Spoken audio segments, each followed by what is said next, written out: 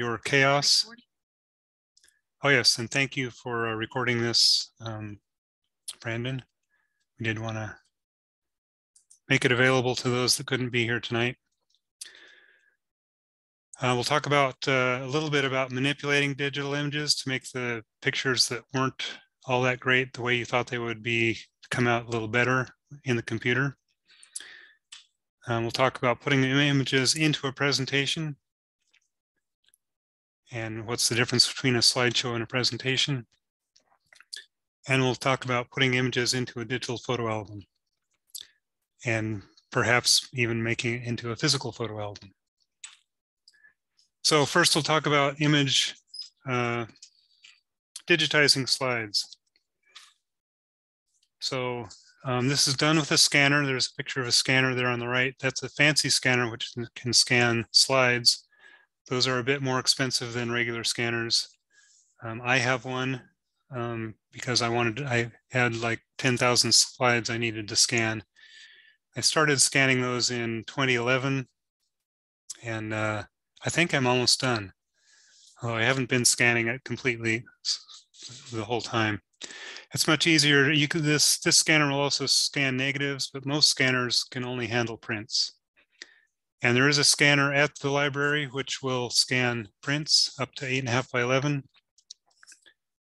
Any larger prints require a specialty scanner, like a roll scanner. Anyway, there are services that will do this in Juno, but I don't think there's any place that will do that kind of work in Haynes. There are lower quality options to get your big images or slides into the computer, and that is to just use a phone or a camera to take a picture of the slide screen as you're showing your slides on the screen, or take a picture of your big print. It will get the image into the computer, it just won't be the very best quality. A scanner is really the best way to get it in good quality. So the library scanner, there's no charge to use that. It defaults to 200 dots per inch and a PDF file. If you're going to use this, you probably want to set it to 600 dots per inch and a file format of JPEG. I think I talked about all those other things already. Yeah, you want to scan it as high a resolution as you can reasonably. You don't want to scan it too high resolution. I'll talk about resolution here more in a minute. The scanner at the library defaults to a sort of a numeric file name, which doesn't mean anything. So after you've scanned them at the library, you may want to rename them to be more useful for you, the year and the month that the picture was taken or whatever. At the library, when you scan, the best way to do it is to scan it to a USB thumb drive. And that way you can get all your pictures home easily instead of, the alternative is to email them. And that can be cumbersome. And what do you do with your originals after you're done scanning? For your best photos, at least, you definitely want to keep the originals. Scanning technology may improve. If you're scanning slides, you may find out later the slides are kind of dirty and you want to clean them off and rescan them. You may be able to scan them at a higher resolution, or you may find out you didn't do as good a resolution as you wanted to. So at least until you've found out that your scans all came out good and you've got them archived somewhere, keep your originals. Okay, a word about resolution. I'm going to get out of the slideshow here for a minute and do a demo.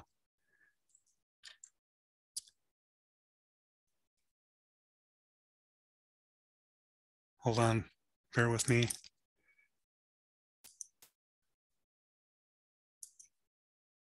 Okay, so here's some images. Here's a picture of Chilkoot Lake. This is using software called IrfanView, which I'm going to talk a lot about later. It's software just for the PC. It doesn't work on a Mac, but in the lower left-hand corner, it shows me the size of this image. It's a 6,000 by 4,000 pixel image. That means there's 6,000 dots along the bottom, 6,000 dots along the side. So it's basically a 24 megapixel picture. But because my screen that I'm showing this on, and the screen that you're watching it on through Zoom, isn't that many pixels. We're actually seeing a shrunk version of it. So this is about a quarter the size of the original image. I can change this to the full resolution of the image, and then we only see a portion of the image. So it's really a very large image. We're only seeing a little bit at a time when we see the natural resolution. And it's the natural resolution on my screen. It might be a little different on your screen. If I look at the left-hand side here, there's a little sign where it says, it looks like it says no parking beyond this point, and there's a couple of life jackets on the stand there. So you can see some detail in the picture. So I got another copy of this picture, which is only a quarter of this size. So it's 3,000 by 2,000. So that's a 6,000 or 6 megapixel picture. So if I look at that and I zoom in here on the side, I can't see what the sign says anymore, and the life jackets are a little bit hard to see. You can still see there's picnic tables there. I'm going to shrink this down to another one that's half this size, so it's 1,500 by 1,000. And when I zoom in on that little bit there, you can still tell that there's a sign and a stand and some picnic tables, but you really can't see any detail at all. And go to one smaller and zoom in on that again. And zoom in a little bit more. So now the sign, you can't even really recognize that it's a sign when you're zoomed way in, and there's just a few pixels for the life jackets. And it's really hard to tell that those are picnic tables over there. So a lot of detail lost. If I look at these smaller images at full screen mode, where I've taken that little image and expanded it to my full screen, you can see it's pretty fuzzy looking, not very good quality. Now I'm going to go backwards through my images to the higher quality. That's better. That's the one that's 750 by 500. So that's less than a megapixel. Here's the one that's 1.5 megapixels. This is about the same resolution as my screen, so it looks really good. It doesn't look any different than the ones that are higher resolution. So when you're scanning pictures, you want to get them in as high a resolution as is reasonable. Because you may want to zoom in on it. You may want to print this on a poster someday. You want to have the opportunity to get the best quality possible out of the image. But when you're sending an image in an email or something, you can shrink it to a lower resolution if all that somebody's going to do is look at it on a screen. You don't need to send that 24 megapixel file. Okay, back to our slideshow.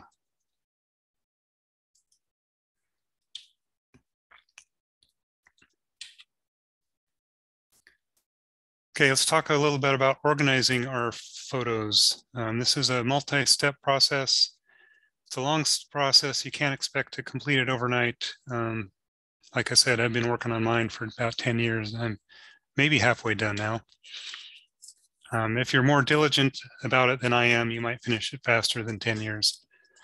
But the first step that I recommend is making a series of folders, one for every year, and then within every year, one for every month. This is kind of like a filing drawer for all your originals, which will be referenced in the following steps. It's kind of like having a filing drawer where you keep all your negatives for your old film cameras, in case you come across a print of one that you want to get blown up really big, or that you want to make a poster or a puzzle out of or something. You want to keep that negative so you can reference it later.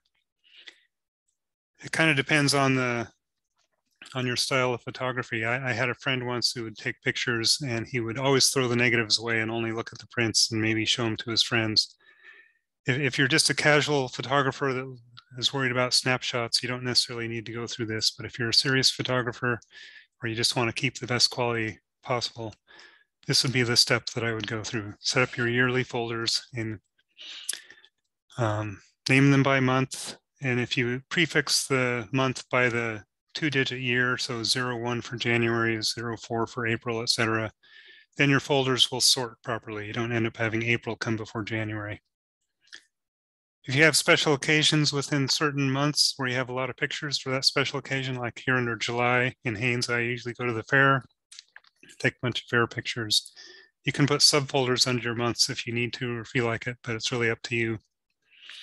And if you're somebody like Ron Horn that takes thousands of pictures and maybe 200 every day or whatever, you might want to put daily breakdowns within your months. And I keep these on my hard drive, but I don't keep these on my hard drive. I keep them on an external hard drive. That way, it doesn't take up all the space on my hard drive. With the pictures I have stored on my hard drive from 2013 through 2022, it takes up about that's about when I started taking raw images, which I'll talk about more later. But in that 10-year period, I've got 1.25 terabytes of data, which easily fits on a 2 terabyte hard drive. And the hard drive, it's about 5 inches by 3 inches by a ½ inch thick. And you can get these for less than $100 at Costco. And they'll hold anywhere from 2 to 5 terabytes or more. So that's what I do for my images. Step 2 is to search all of your devices, your cameras, your camera chip cards, your computers, anything that you might have had photos on.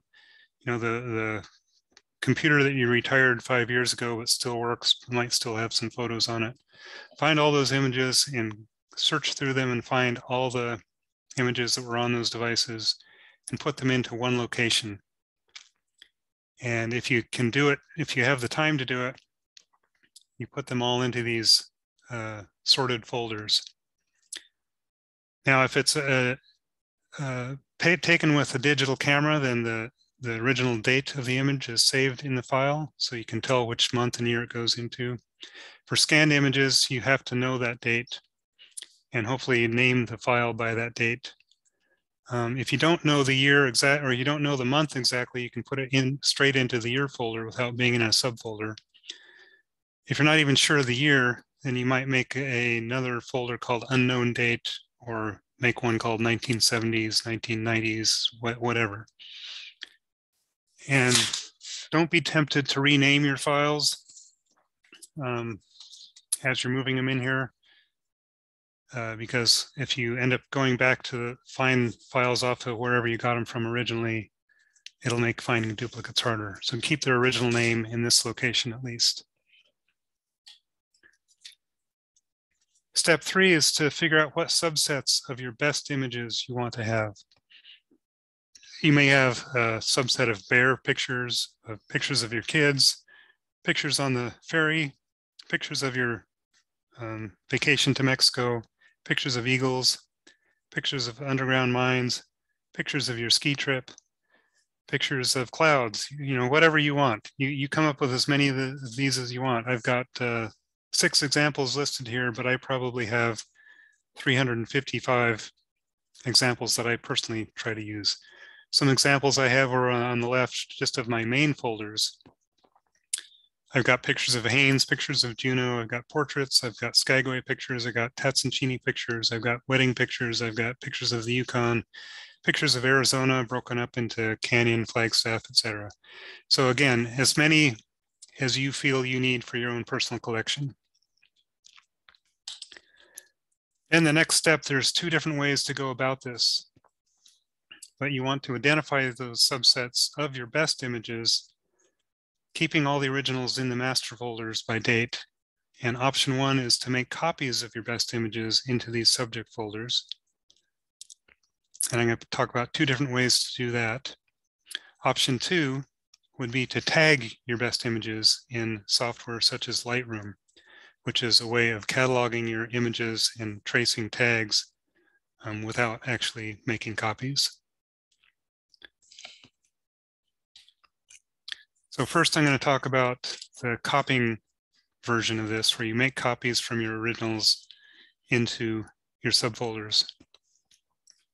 And I'm going to talk about 2 different ways to do that. One is just using Windows Explorer, which is what most people would do. And then I'm going to talk about this software called IrfanView, which has some tools that make it a little bit snazzier for making your copies.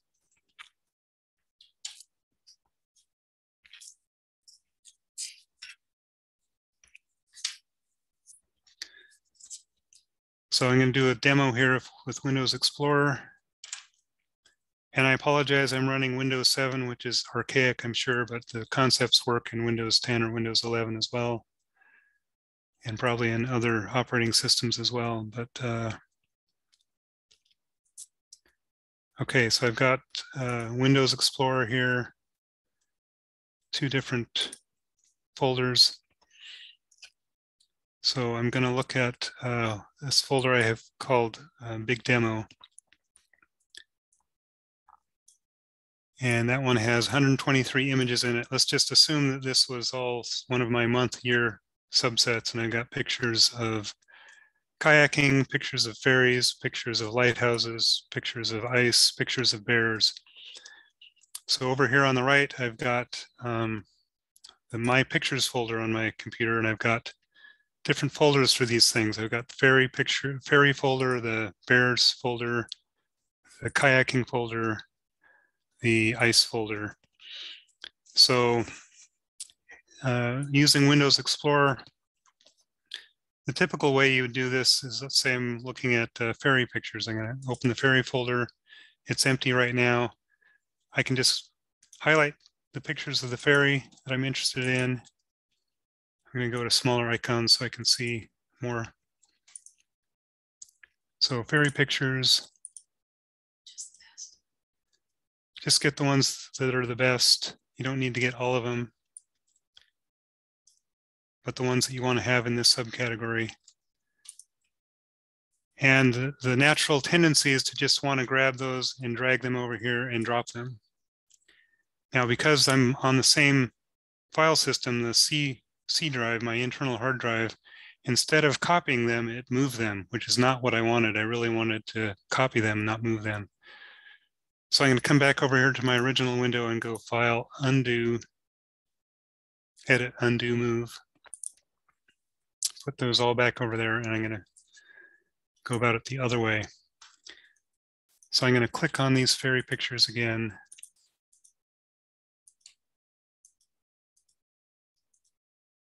And instead of dragging and dropping, I'm going to right click on any one of them that I've got highlighted, and I'm going to go down here and say copy. And then I'm going to come over to the other window and click in the other window and right click and go paste. And you can do the same thing using the Control-C for copy and the Control-V as in Victor for paste. If you're one of those keyboard shortcut people like I am, I'd rather do the Control-C and the Control-V. It gives me a little more control. As I'm dragging and dropping, if I accidentally put it on the wrong folder, I won't lose things because I'm going to wait till I'm actually in that folder before I hit the Control-V for paste. So that's my trick with Windows Explorer. The other trick that I have is going to be using IrfanView. But before I do that, I'm going to get back into my slideshow here. Okay, we did that. So I'm going to talk a little bit about IrfanView. This is, I've been using this for 20 years. It's freeware that you get off of the internet. Like I said, I've been using it for 20 years. You don't have to worry about it having viruses or anything. You get it from irfanview.com. Irfan is the first name of the guy that wrote it. I think he's from Vienna. It's very powerful. It has low overhead, which means it starts fast and doesn't take much memory to run. If I start up Lightroom, it takes a couple of minutes to start up, whereas IrfanView starts up immediately.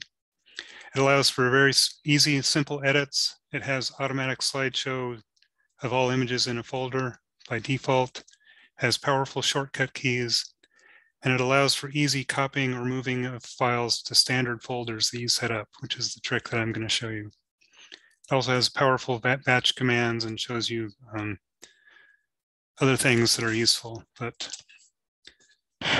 so second option for moving files with IrfanView, I'm going to show you that now. So going back to Windows Explorer, once I've got it installed, it is the default that I have for opening images. So instead of opening it with Windows Picture Viewer or something, it now opens with OrphanView when I click on a picture.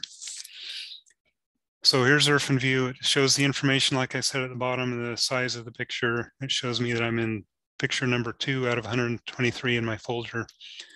If I want to go to the next one in the folder, I just hit a space bar and it advances to the next picture. So it automatically does a slideshow for you. If you want to see your slideshow in full screen mode, you just hit the Enter key and it brings it up to full screen mode. And you can have it while it's in full screen mode, show you some information up here in the upper left. I've got mine set up to show me what sequence in the series I'm looking at and what the size of the picture is, but you can change that to be the file name or any other sort of information. So this is looking through all my pictures that are not sorted yet. There's all these different things. So the way that you can move these, if I've got a picture of the ferry, what I do is I hit the F8 key. And the F8 key brings up this little menu, which has 14 different folders you can choose from that you set up the way you want by browsing for different folders. I've got mine set up so that the ferry folder is number 9 on here. So if I want to move the picture that I have up to folder number 9, which is for ferries, I just click the 9 here or hit the 9 on the keyboard. So I can hit F, as I page through these, as I get to ferry pictures, I can just hit the F8 key and then the number 9, and it's been copied. It's that quick. You don't even see anything that's happened. F8, 9. F8, 9.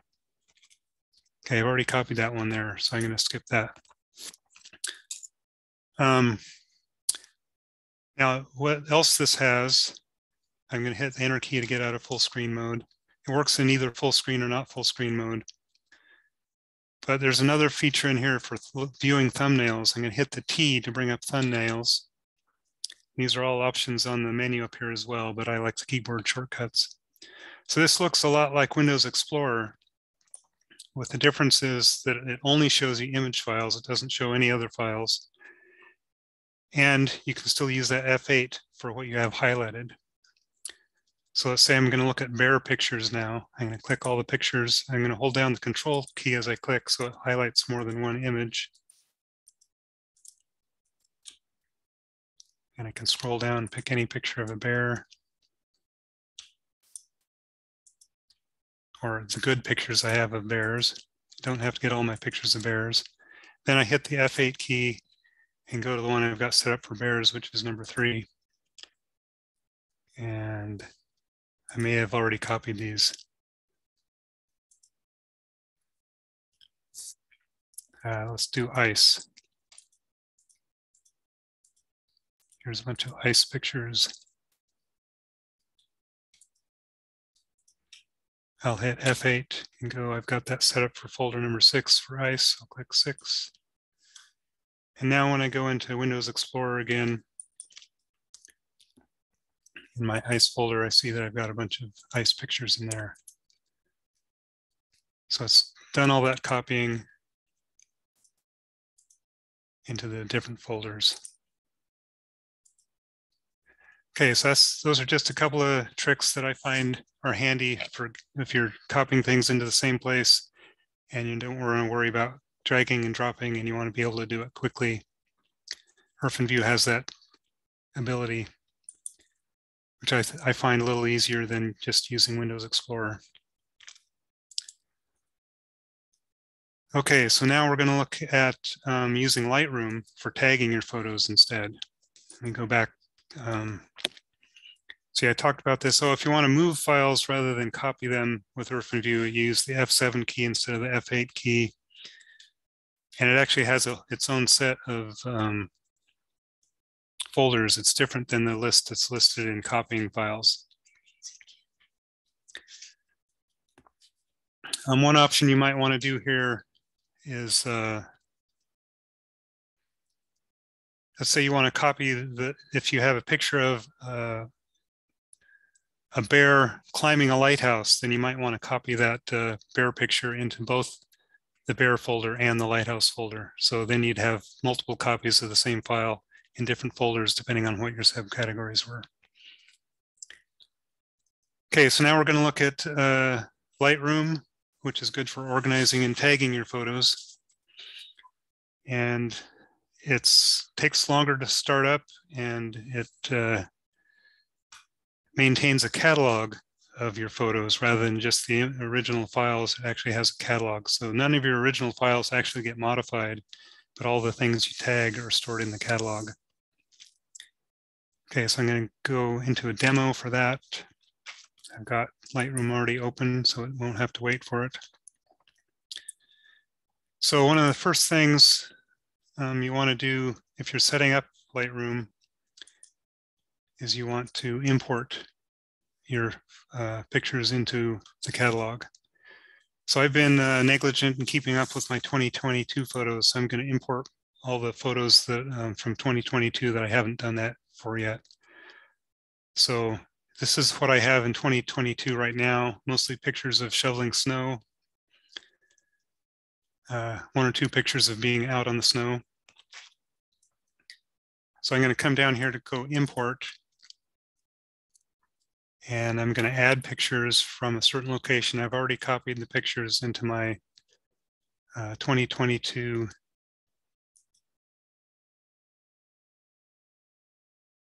photos, 2022 folder. So I'm just going to click on the year, and it's going to show me any new pictures that I haven't imported yet in that folder when I'm importing. So all these pictures I'm going to import. And after you import, it sets your current selection to be just what you've imported. So these are my 2022 pictures that I hadn't imported yet. And if I just double click on one, it shows me the full view of it. This was actually taken today. I can zoom in on it just by clicking on it. So we did have some sunshine today. That was good. Okay, so now I'm going to go back to a folder that has more images in it. This is 2020, November 11th, when we were stuck in New Zealand. Okay, I took pictures of my medical receipts. We don't really need to see that. Let's look at something more interesting than that. So here I've, in Lightroom, these are all images that have been imported into my catalog, and I've ranked these. If it's not at all interesting, like a medical receipt or something that I have duplicates of, or a picture my wife doesn't want me to show, then it won't have a star on it at all. But if I want to have it shown in my best pictures, then I would put a star on it. And I put a star on it just by hitting a number on it. So this icon I have highlighted has 1 star on it. If I hit a 0, that star goes away. If I hit a 1, it comes back. If I hit a 4, then it gets 4 stars. So I can have between 0 and 5 stars on any of these images. And I can go through, while I'm looking at the images in full screen mode like this, or full mode rather than icon mode, I can still hit that number here and make that a 1 or a 3. And it shows me at the bottom this changing the rating. So back to the thumbnail mode here.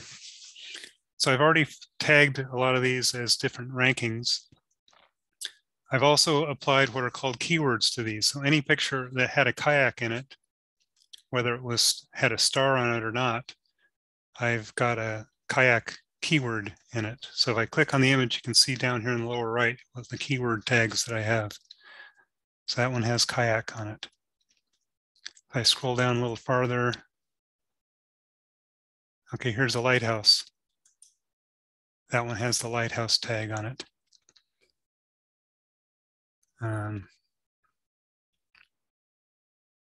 Here's a picture of me on a bike. It's got the bike tag on it. I haven't completed tagging in here. I've just done some example tagging. Here's a picture of a cow.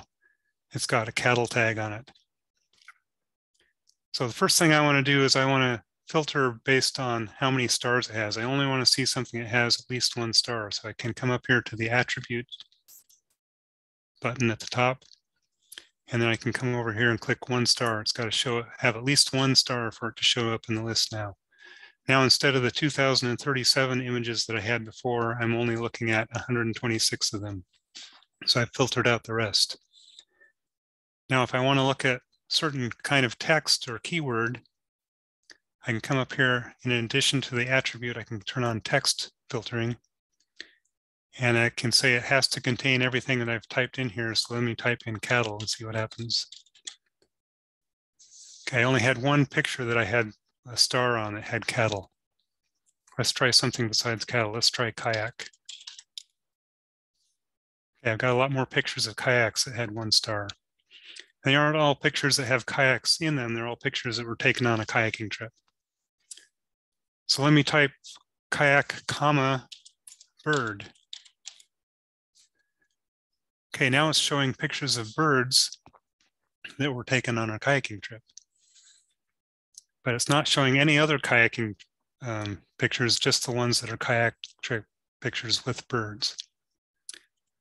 If I just type bird without kayak, then it shows me all the bird pictures, which is just a few more than I had before.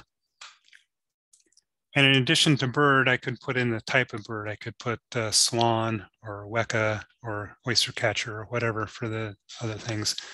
And you can have as many keywords as you want. You could have 150 different keywords on a certain image, depending on what you wanted to show in it. So that's how you do tagging and sorting. Now, if I want to use these bird pictures in a presentation, what I would do is I would highlight all of them, clicking the first one, holding down the shift key and hitting the last one. So now they're all highlighted. I would come down here to export. Then I would export those to a temporary location where I could import them in from the export into a presentation or a slideshow or something. And once I had built the slideshow, if I was building a PowerPoint file, I could then delete these temporary exports because my originals are all still there. Okay, let's get back to our presentation.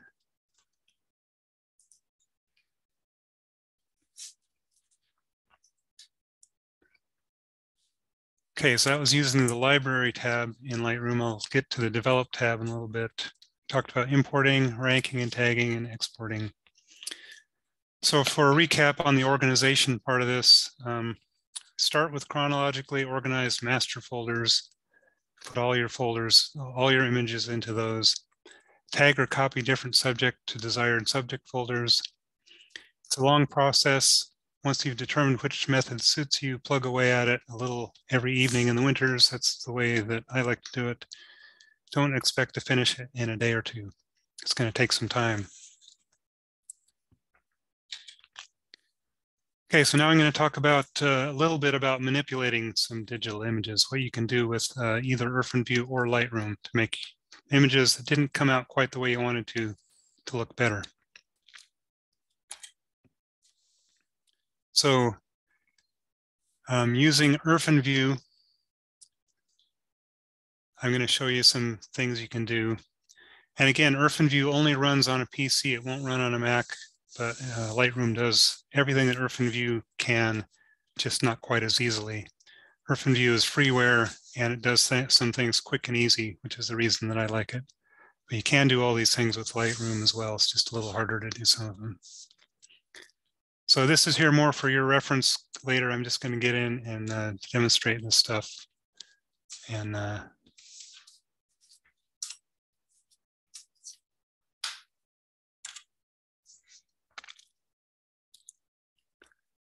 I see that Kathleen posted a question, when exporting for a presentation or slideshow, what resolution do we want? And it depends on what you're doing with the slideshow. If you're sharing it with people over a projector screen, the projector screen is probably not going to have any resolution better than your computer. So really about 1 or 2 megapixels is all you really need when you're exporting your images for a slideshow. If you're going to print it into a poster, you want its full resolution, but for a slideshow, you don't need that. Where am I going? Lightroom? No, OrphanView. So I'm going to go back to Windows Explorer here to my big demo. And I'm going to look at OrphanView demo. So here's some images that have some issues. I'm going to open those in OrphanView and look at ways to fix them.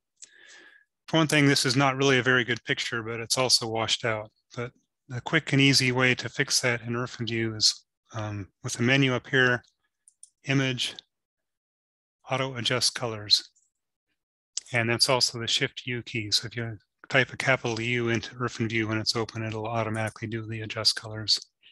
And it magically makes it look a little better. It takes a while to do it, but it makes it look much better. Colors are brighter, better contrast and everything. Let's see. Here's one that's too dark.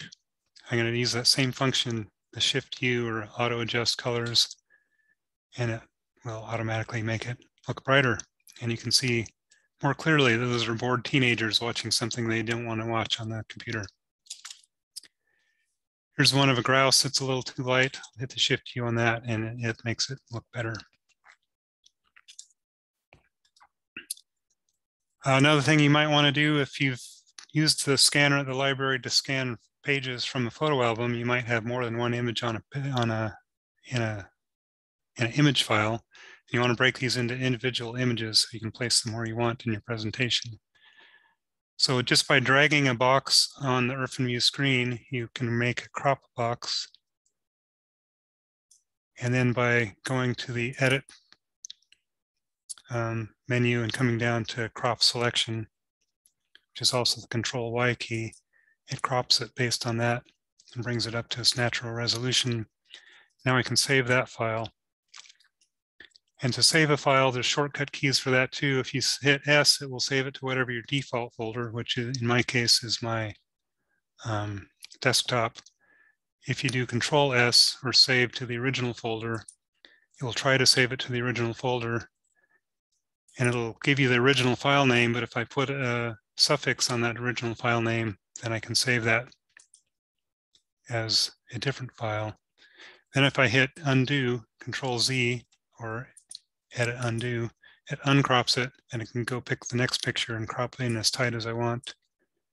I'll hit the Control Y to crop and then I'll save that. And I'll give that a different suffix. So you can save your individual pictures out of one that has more than one picture on the page. Okay, back to our other pictures that have got issues. Oh, well, here's one where the horizon is crooked. I don't want all the water to run off to the right, so I want to straighten the horizon. It's a little easier to do this in Lightroom, but if you're not wanting to start up Lightroom, you can do it here. And it's under Image, Custom Fine Rotation, or Control U. And here you just put in an angle that you want to rotate it. I'm going to say -5 degrees. If I say -45 degrees, you can see what direction it's going. So that's going in the right direction, but I just want to go 5 degrees, not 45 degrees. And that looks a little better. And then I can crop out the black parts after I've straightened the horizon. Better yet, get used to taking pictures with a straight horizon in the first place. Okay, here's an old scan of a picture that was faded and has bad color. I'm going to go to a different, this one's even worse. This is a picture of me more than 60 years ago with my older brother and sister. And the color balance is way off. This is just the way the print looked. So I'm going to adjust the colors by going to Image, Color Corrections, which is also brought up by the Shift G, and it brings up this panel. And by clicking, there's a little hint down here in the lower left. Hint, click into original image, bright areas to change the white balance. So under the original image over here, if I click on an area that's on his white shirt, it changes the color balance to look a lot better. Here's a preview of what it's going to be like. So I'm going to click OK, and that's a much better picture. You can still tell it's an old washed out picture, but the color is better. I can go back into that color adjustment again, and I can bring the saturation up to make it look a little better, but it's still not much better. What I might do with this picture to make it look better is just go into image, convert to grayscale, make it look like it's a black and white picture. Makes it look more authentic that way anyway. Back to this one, I can do the same thing. Bring up color corrections and click on a bright area, and it changes the color correction to be a little bit better. You can also adjust the colors manually here with the red, green, blue sliders. I can bring the green down and the green up. I can bring all the colors down and it'll get darker.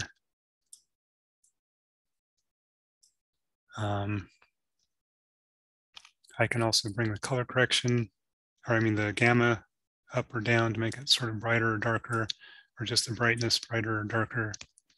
And I can also bring the contrast up. Lots of options here, but the thing I like to do most is using the automatic color correction by clicking on this left-hand side. Another thing you can do, I'm going to go back and look at this other demo folder real quick.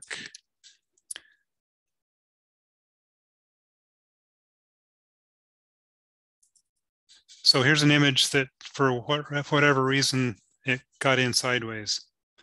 So in OrphanView, it's very simple. You hit the R key to rotate it to the right, and there it is looking the way it should. Now, if I go on to the next picture and then come back again, it didn't save my changes. So OrphanView doesn't save any changes until you explicitly save them, with one exception. If I rotate this to the right and save it, it brings up this menu that shows how it's going to be saved and what kind of JPEG compression to use. And you don't always want to use 100% JPEG quality because your files will be too big. I usually use about 80%, and that saves just fine a picture. But if you save it after rotating it, you're going to lose a little bit more quality in it. So OrphanView has this option for doing what's called lossless rotation. So instead of actually saving it, it just takes it and reorients it in its original quality. So I can tell it to rotate at 90 degrees. And as I come back to it, it's already in the right spot. If you want to look at this with thumbnails, I have a few other pictures that are rotated. I can pick the other ones, as many as I have that are rotated, and I can do that same thing. I can come up here to options, or no, it's under file in this menu. Where is it?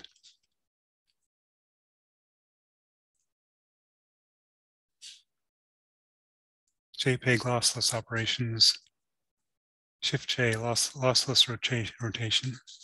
So I can rotate those 90 degrees. It'll do as many as I have. If you have a whole set of pictures that are rotated, you can do them all at once this way. It does it very quickly. Okay. I'll look at my notes to make sure I'm not missing anything here. We did auto adjust, color balance, fine rotation, and lossless rotation, and cropping. Okay, that's all I wanted to cover in OrphanView. Let's go back to our slideshow or presentation here. Some notes about OrphanView. As I mentioned, all edits are temporary except for the lossless rotation until the file is specifically saved. So there are no seatbelts. You might spend 10 minutes making adjustments to the picture. If you accidentally hit the spacebar, it advances to the next image without letting you know. So it's got to be careful with it. The good thing is the edits are simple and easy. So if you spent 10 minutes doing it, you'll probably only take 5 minutes to redo it after you've lost those edits. If you're doing more complex edits, you should use other software like Lightroom or Photoshop. So now I'm going to talk about using Lightroom for image manipulation. Lightroom is available for subscription only. It costs $10 a month just for Lightroom, although you do get Photoshop with that as well. I have the last version that was not subscription. I actually don't have to pay a subscription on mine, but I bought it 6 years ago, so it's better now than it was then. It's great for organizing and tagging photos and does more sophisticated editing, but it's not as sophisticated as Photoshop. It's not the thing you want to use to take the photo bomber out of your picture, but it's great for doing adjustments. I'm going to show you a demo on that now. So back to Lightroom. I've got a separate folder here of images that need some adjustment.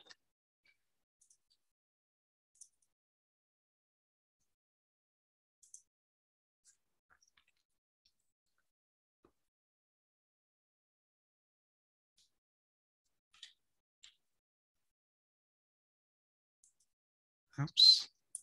Bear with me here for a second.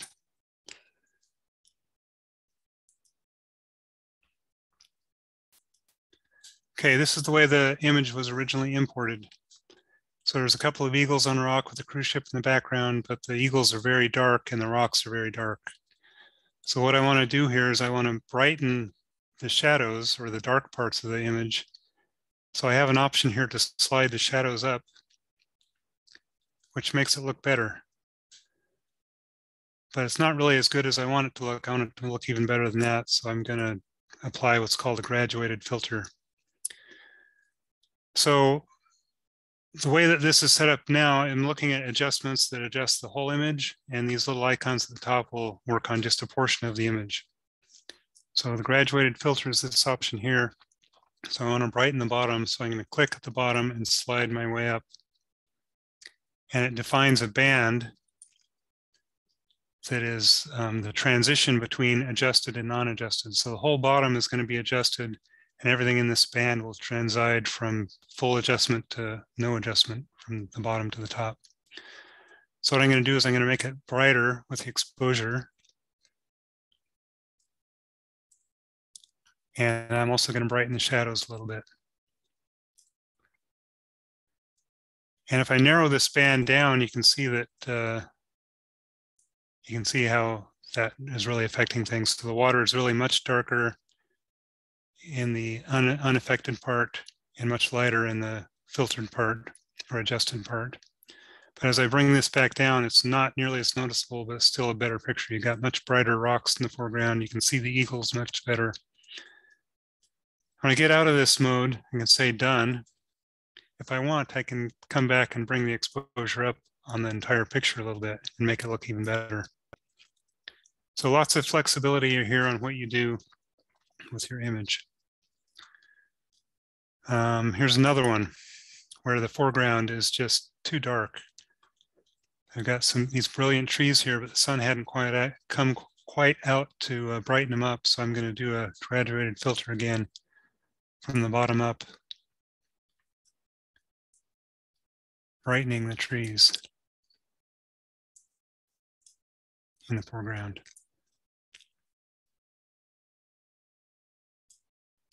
So it really makes it look a lot better.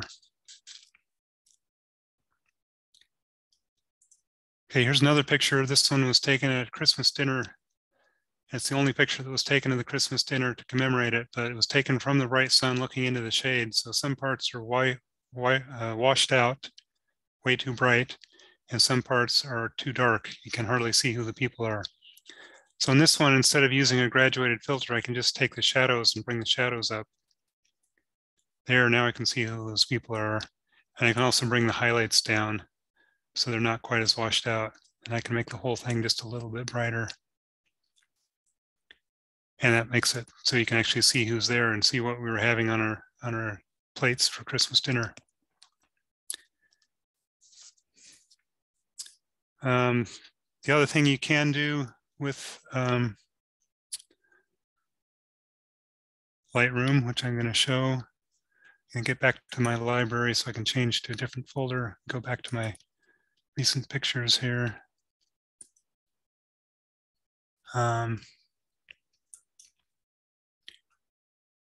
Here's another one where I got the horizon a little bit crooked. I just wanted to demonstrate how you do cropping and straightening with Lightroom.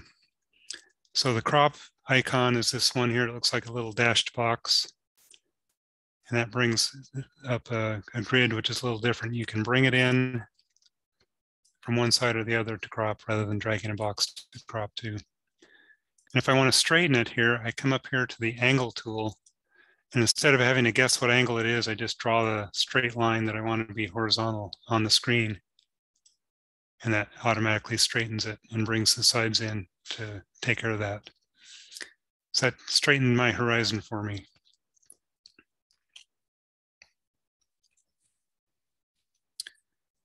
I think that's about all I wanted to demonstrate. There are also tools in here for spot removal and red eye removal.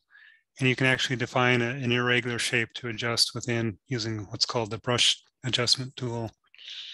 But rather than demonstrate those, I'm just going to let you know that there are great videos on how to use these things on YouTube. Just search for Lightroom tools and you'll find lots of good videos.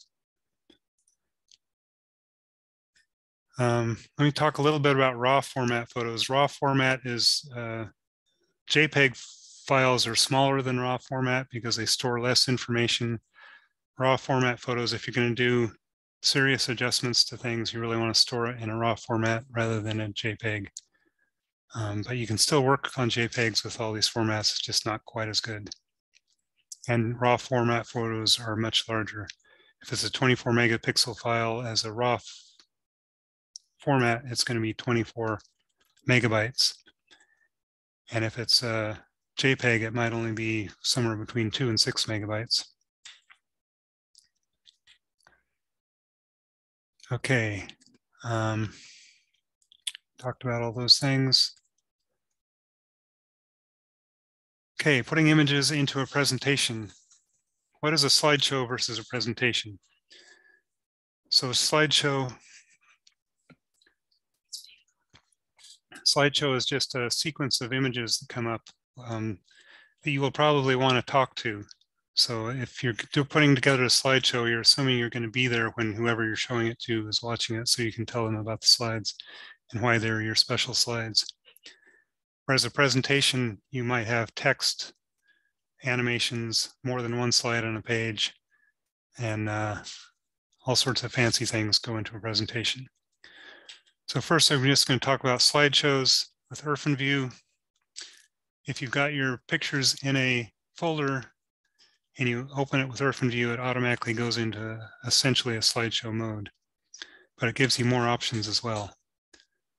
So if I open my OrphanView, open a picture here in my OrphanView window that has 123 pictures in it, as I hit spacebar, it pages through the photos in full screen mode. This is essentially what a slideshow looks like.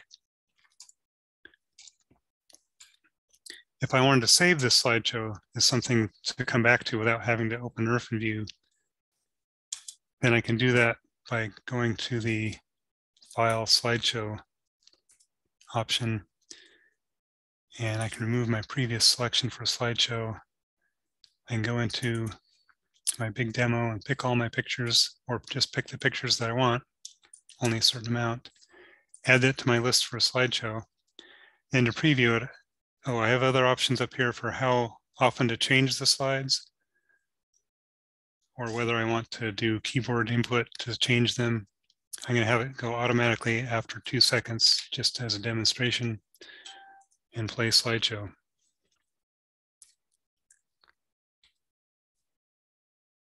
So every 2 seconds it changes, and that's what the slideshow looks like. So I can actually save that as an executable file, which I can then just double click on that file on my computer, and it will start that slideshow and play it, whether I have OrphanView installed on the computer or not. So I can copy that to different to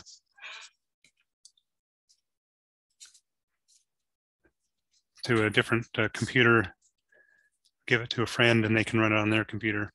That would be great for, we've used this in the past for like birthday parties, when you're putting together pictures of whoever the birthday person is, or for memorials, showing pictures of a person's life. And you can actually have that apply music as well. You can, if you just include a music file into your list of pictures here, it will start playing that music at that point, and then you'll have music in your slideshow.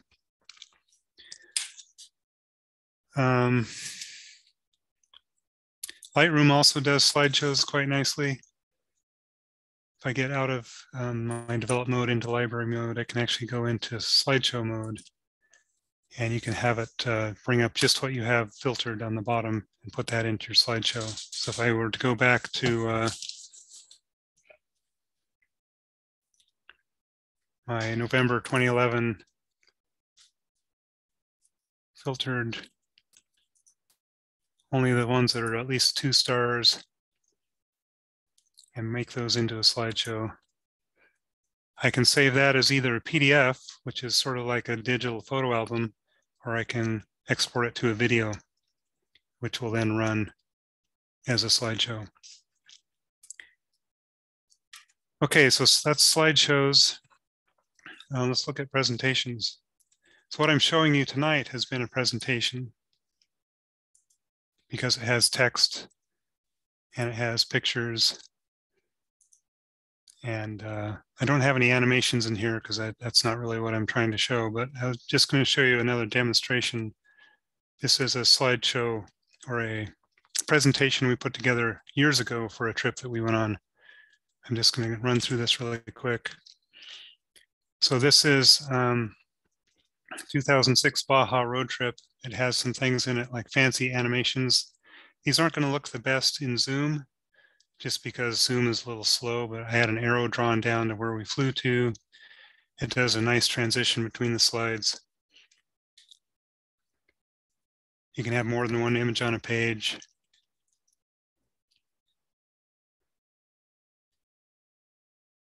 You can have captions and have these fancy animations.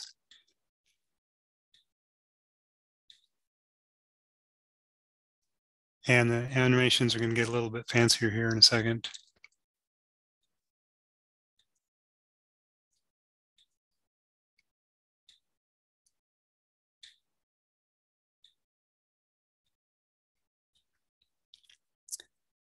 So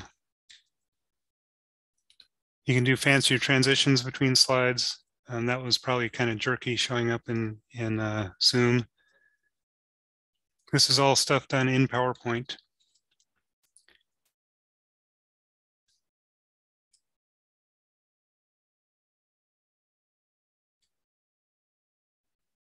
You can do animations where the image rocks back and forth.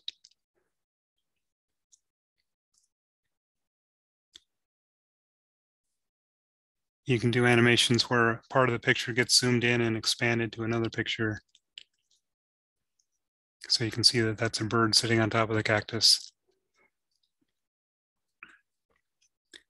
You can even do fancy little sunset animations if you wanted to. Anyway, that's more of an example of what an actual slideshow presentation is compared to just a slideshow.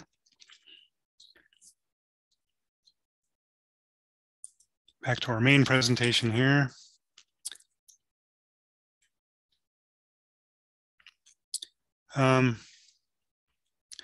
You can also do presentations in Keynote on a Mac, or Google Slides is a cloud-based version of PowerPoint, or it's very similar to PowerPoint. You have to upload your photos to Google Photos, and then you can put them into into Google Slides. I think you can actually import them straight into Google Slides as well. But if you do that, then you can run it from anywhere. You don't have to have your computer with you. You just access it on the cloud. Okay, one other thing you might want to do is create what's called, or what I call, a digital photo album. That could be as simple as having your presentation that you made in PowerPoint saved as a PDF file. Or if you don't want to go through the effort of making a fancy presentation in PowerPoint, you can also just drag and drop your pictures into Microsoft Word and then add text explaining what each picture is, and then save that as a PDF so anybody can open it, whether they have Word or not, because you can always get the PDF viewer for free. Google Slides also saves PDFs. If you're going to do something fancier to try to print it out, you probably want to use Microsoft Publisher or Adobe InDesign. That's what newspapers and magazines use for printing theirs out. And if you're going to print it out in an actual book, there are several online photo album services that make beautiful products. Shutterfly is one. I used to use one called PhotoWorks, but they went out of business. You upload your photos into what the pages are going to look like, and they make beautiful books. And just a word about Zoom. If you're going to do your presentation on Zoom, Zoom can be optimized for video, which doesn't have quite as high a resolution quality, or it can be optimized for the quality, which doesn't show transitions or movement very well. You probably saw some examples of that in my PowerPoint demo there. If you're preparing a presentation for Zoom, just avoid those animations and fancy transitions, like Ken Burns effect type things. You might get it to work okay, but usually it's because especially up here in Alaska where we have broadband limitations, it's best to just avoid those things. So to recap, scan your old photos, get them into the computer so you can organize them all in one spot. Organize your photos by year and month as your permanent record as best you can. Copy your best photos to subject folders that you decide what you want, or tag the subjects in Lightroom and then just export them as you need them. Make adjustments as needed to make your photos look better, and then you can create presentations or digital photo albums of your favorite collections and share them with your family and friends.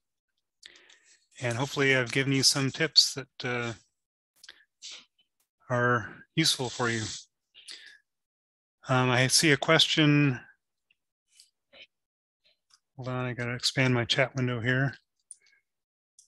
When exporting recommended resolution for Zoom presentation, the same as what you would do for any presentation, because Zoom is gonna take what's on your computer screen and shrink it down. So even if you save it as a huge file, your computer screen is going to do the work of shrinking it to more what Zoom wants. So again, if you're putting a presentation together to just show on a computer screen, you really don't need to go higher than 1 or 2 megapixels with your pictures.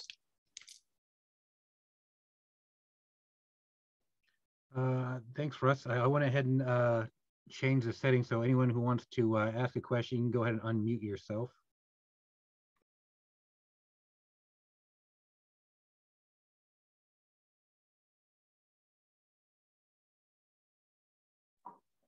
I just want to thank Russ for doing this.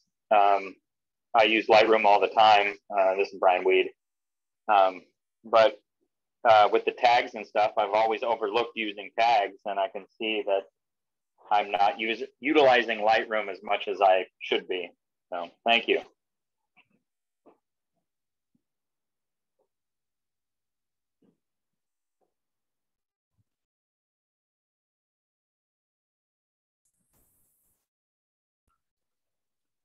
Hey, Russ, this is Dennis. The reason I was asking about the resolution on the photos, it seems like it would be better to convert the, like if you've got really high resolution photos, wouldn't it be better to convert them down to about 2 meg before you push them through the Zoom, rather than having Zoom trying to do it on the fly?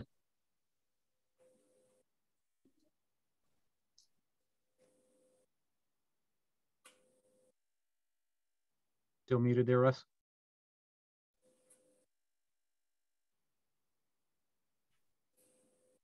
Anybody hear me? I heard you.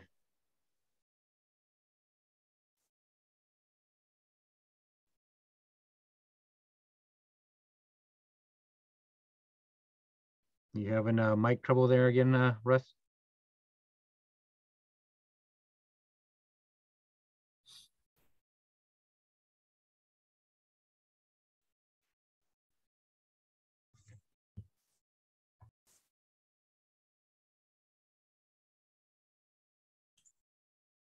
Okay, he's gonna put the answer down in the chat box.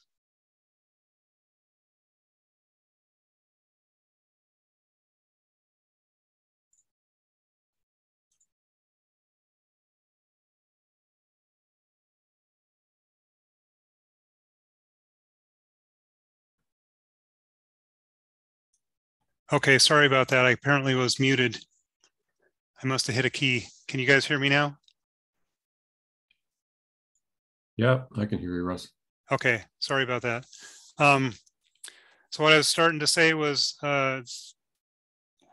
usually when you're using Zoom, you're sharing your screen, which means that Zoom is only seeing what's on your screen anyway. So the software in your computer is already shrinking it to the size that Zoom needs to send out. But so if you're showing a 25 megapixel image on your screen, it's already shrunk it to like less than 2 megapixels anyway. So if you want to make your presentation smaller, this file size to deal with, then yes, you want to shrink your images before you put them in the presentation. But it's not necessary for Zoom's sake. Oh, okay. Because that's, I guess, yeah, that maybe is where the delay is whatever software you're using to get the image up on say my screen, that there may be a delay there. So any event, yeah, I don't know. I was just thinking it might make sense to, so does Lightroom provide that sort of tool to basically create a thumbnail, but not a really low resolution thumbnail, but just lower resolution imagery? Yeah, when you export a photo from Lightroom, it gives you the option. Let me just try exporting one here. It gives you the option of shrinking to a certain percentage or to a certain size. Image sizing, you can click resize to fit, and you can have it be 50% of the original or 25% of the original, whatever you want, or you can have it go to a certain dots per inch. Right, okay.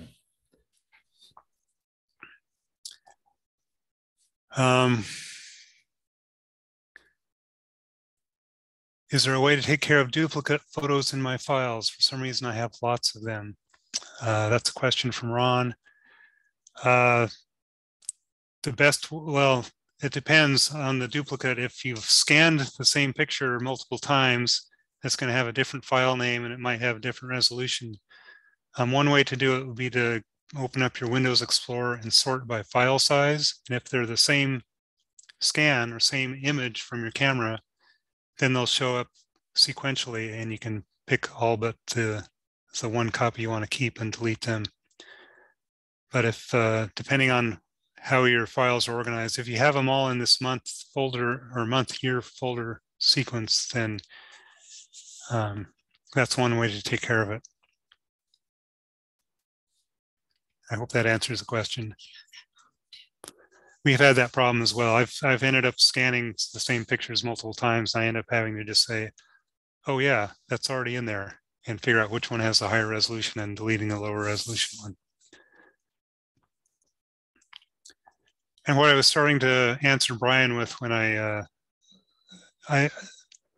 he said that he hasn't used the tools in Lightroom nearly as much as he could, and I'm the same way. I've done a pretty good job of ranking my photos with stars, at least the first star, so I know which ones are what I think are the best. But I need to go through and apply keywords to everything, and the way that I need to do that is just sit down and spend an hour every night and do like one or 2 months, go through and tag everything, and then within a year of doing that, I might have everything tagged the way it should be. Any other questions? Or I'm by no means the guru on this. I know I've learned a few tricks, but if anybody else has some tricks they'd like to share, I'd be happy to hear those as well. Hey, Russ, this is Brian again. What's your thoughts on hard drives, the solid state versus non-solid state? I'm not really studied up on that. I think the ones I've been using are the solid state ones. Well, maybe they're not. There are these. They have moving parts in them. Yeah, I guess they have. Some of them have an external power supply. I know those are not solid state, but the ones that don't have an external solid power supply, I'm not sure. Okay. But my main thought about any kind of hard drive is don't trust it. Yeah. Make a, like, I always keep my original photo cards until I've made a backup of my external hard drive onto another hard drive. So I always have 2 copies, and I have 1 copy out in my garage in a fireproof box and the other copy in the house. So if the garage burns down, I'll have the copy that's in the house. If the house burns down, hopefully I'll have the copy in the garage. But, you know, you can get, as I mentioned, if you're filtering down your collection of your best photos and you're saving them as JPEGs, even high resolution JPEGs, you can get your probably a lifetime collection pretty much onto one of these little chips that's the size of your thumbnail, a 400 gigabyte chip. So there's no reason not to have a couple of copies of it sitting around.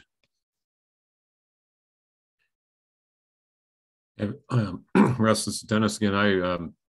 One thing I've been doing, I don't take very many photos at all anymore, but the ones I do, I've been utilizing that Microsoft OneDrive, and I just copy, off my iPhone into the OneDrive folders. I organize them similar to what you were showing there, and then yeah, they're just automatically backed up to the Microsoft cloud, and so that's another way of just ensuring you've got a copy somewhere. But if somebody like yourself that are taking squillions of pictures all the time, you'd be buying a lot of space from Microsoft, so it may not be the greatest idea, but I think it is a great idea for your very best slides, but maybe not for the entire collection. Right. And you can do that on Google Drive as well as OneDrive. There's several different cloud-based things that you can do that way. Right. Yeah. And there are a lot more products. There's also like a web-based version of PowerPoint. So Google Slides is one way to do it. There's also the web-based version of PowerPoint. And a lot more people are going that way because then you don't even, if your computer crashes, your stuff is always there on the cloud. Well, and I guess nobody really has any data yet on how often the cloud is going to crash. But if the internet goes down, you can still run your computer, but not if your stuff is on the cloud. And if the sun issues a big magnetic pulse that wipes out all the hard drives somewhere, maybe you want to back up your stuff onto some optical drives.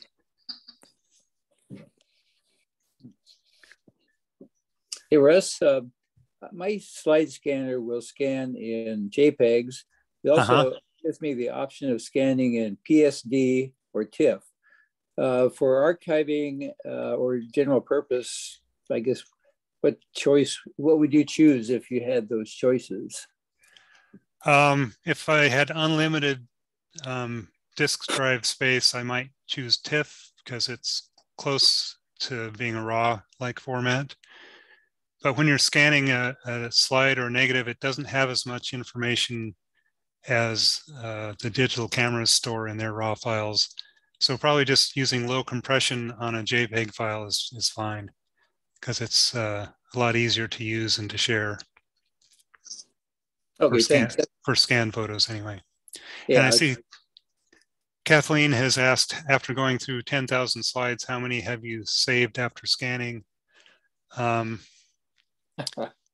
I've not weeded out my slides as well as I should have, but I should say that I had 2 big boxes full of slides from my grandparents, which was probably 2,000 slides, and I've weeded that out to the ones that would mean something to someone who's still alive. My grandparents both passed away, and if it's a picture of a hillside that I have no idea where it is, I'm not going to save it.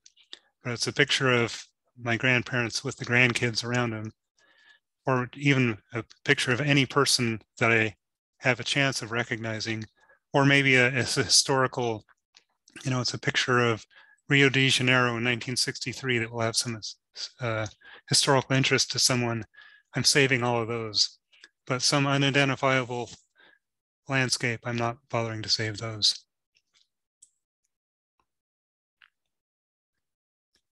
And Kathleen also mentions that she scans TIFFs rather than JPEGs, and she works with Photoshop Elements. And she exports the JPEGs when finished for sharing by email, etc. So Yeah, TIFFs are closer to a raw format. They are much bigger files for what they have, and they don't really use compression. Yeah, thanks. I've been just using JPEGs just for the file size, particularly. Yeah. Russ, have you ever tried the JPEG 2000 format for imagery? I've not myself, but that's supposedly a lossless type compression that's fairly efficient, and you can get pretty small compressions out of it without losing a lot of information. No, I am not familiar with that format. I've seen it, but I didn't know anything about it. Okay. That would be something. IrfanView will save all these different formats as well. IrfanView will read like thousands of formats, including raw formats, and it will also save to a bunch of different formats. One thing it won't save is animated GIFs, but it saves to just about any other format.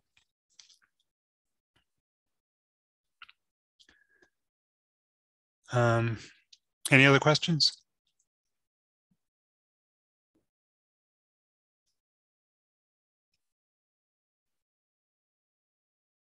Good luck on your projects of sorting your slides. I know we've been having lots of fun looking at old pictures. There was a question, if I have a Mac, do I prepare a Zoom presentation in Keynote? I don't know anything about Macs, but I know Zoom runs on Macs, and I know that Keynote runs on Macs. PowerPoint will also run on a Mac, but you got to pay extra for it. Whereas I think Keynote comes with a Mac. I don't think there's really any difference other than learning how to use it.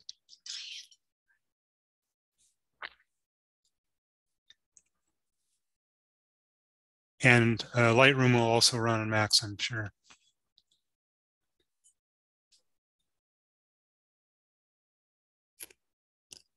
And I guess there's another program called Pages on a Mac, which that might even be a newer version of Keynote. I'm not really sure. Again, I'm not terribly Mac literate.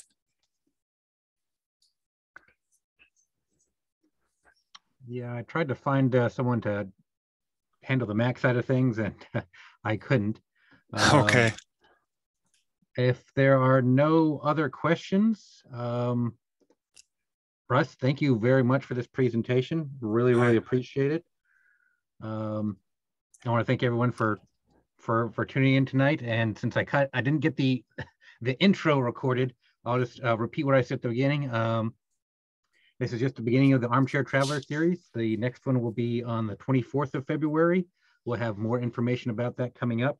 And then for anyone who might have missed this one, if you have a friend who didn't get to see this one, it will be up on the library website here by next week.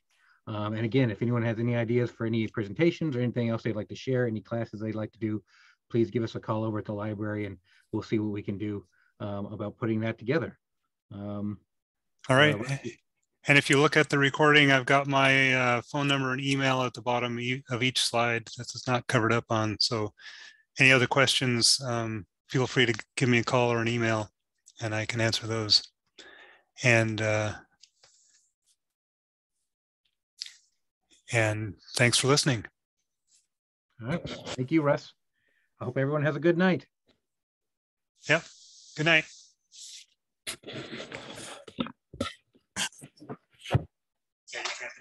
Sorry.